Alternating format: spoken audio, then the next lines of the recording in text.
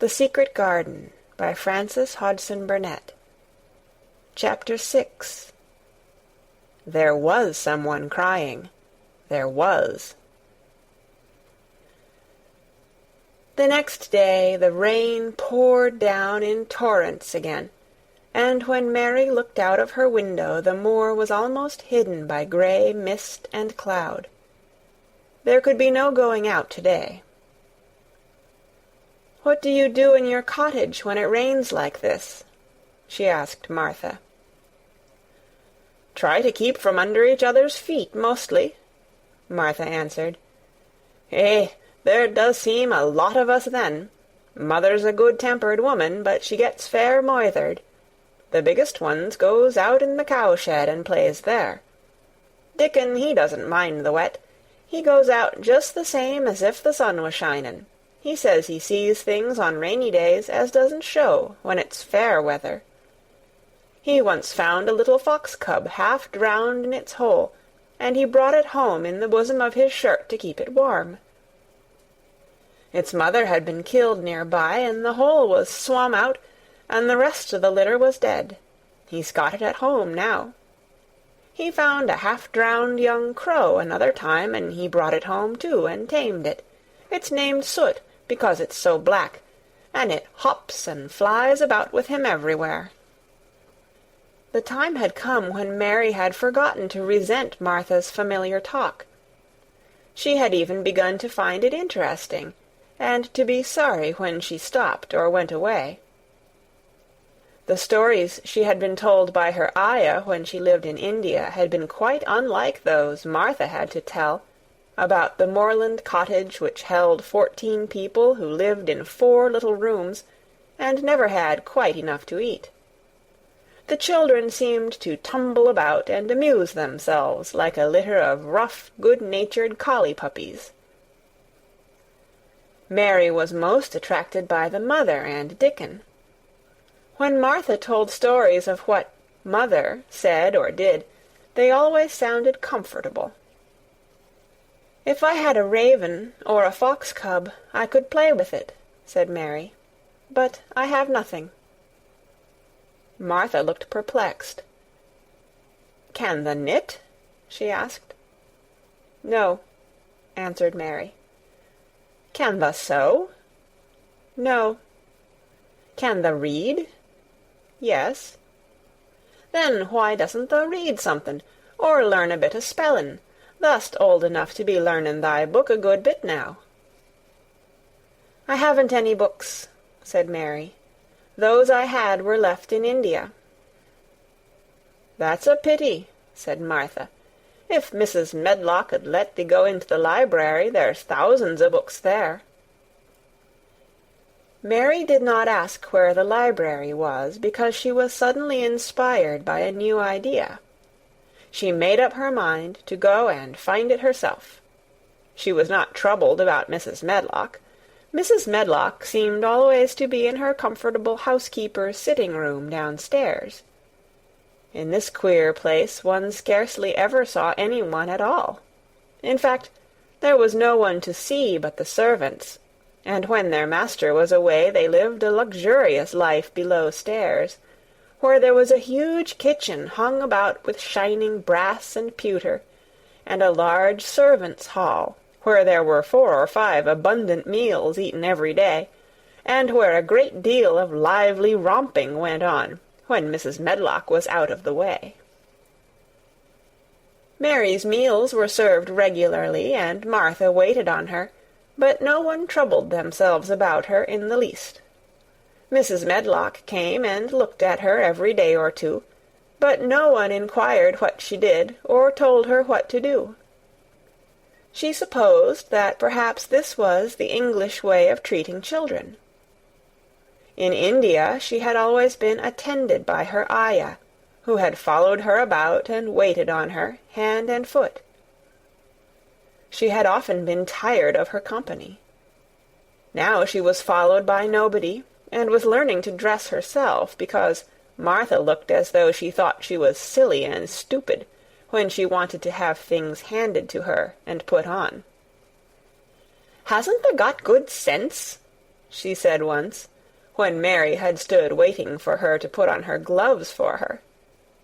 "Our Susan Ann is twice as sharp as thee, and she's only 4 year old. Sometimes thou looks fair soft in the head."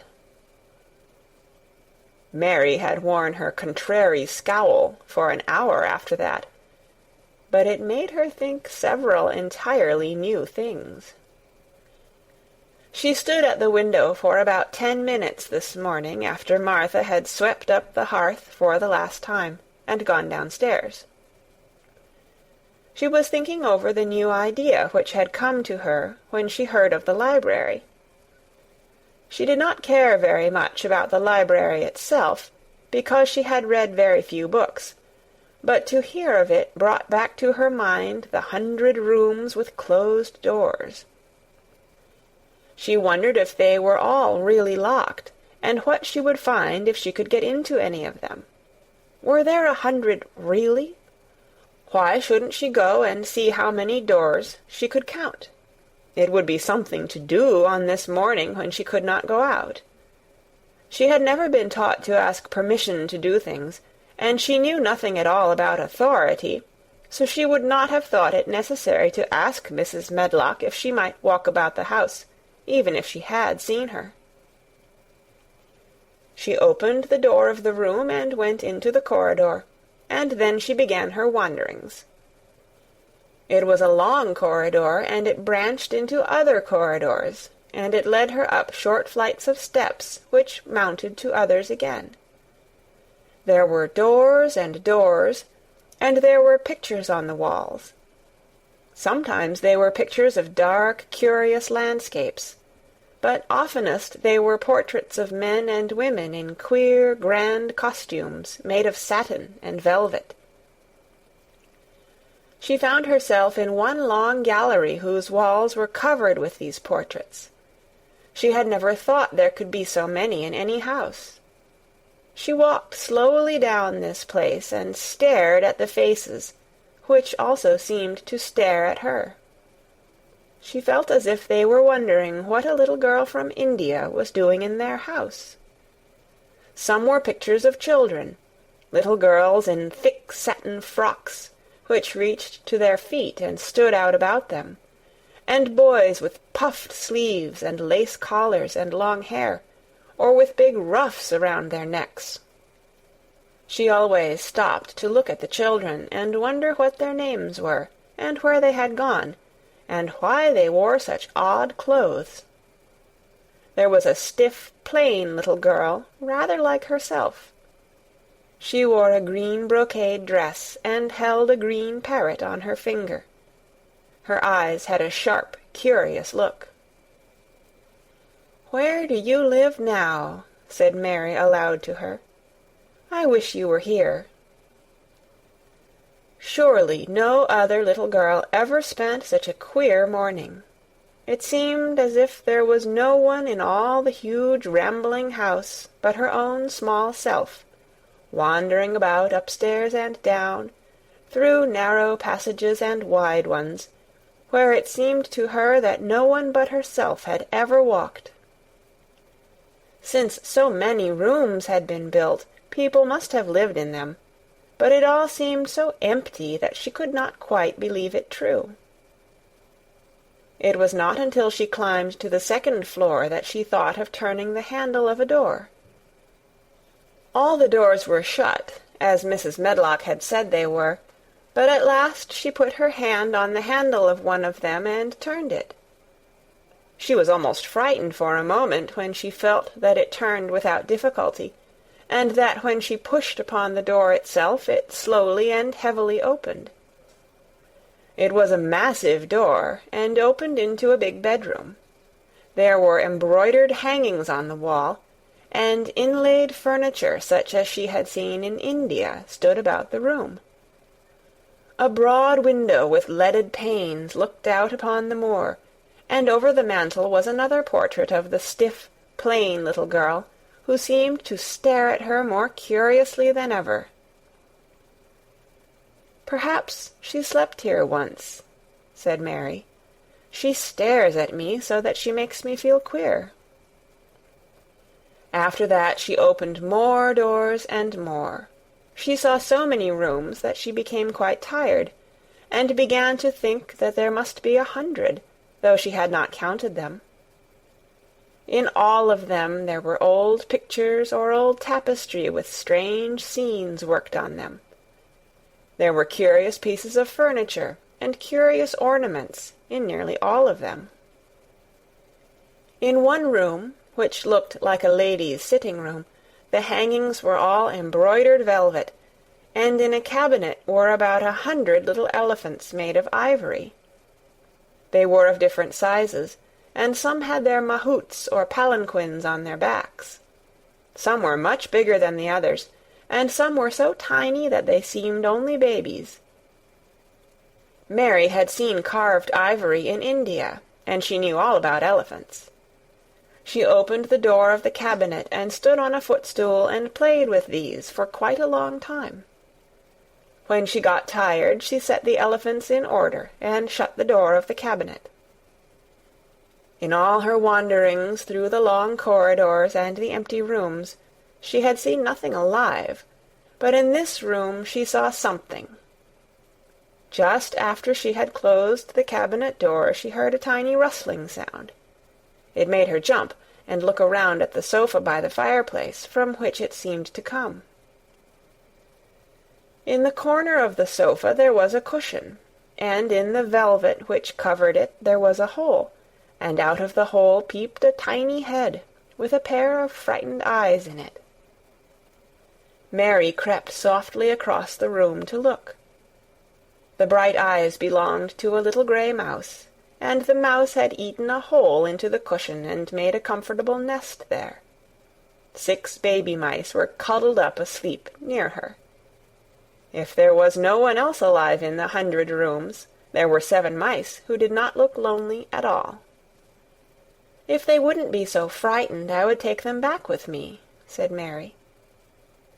She had wandered about long enough to feel too tired to wander any farther, and she turned back.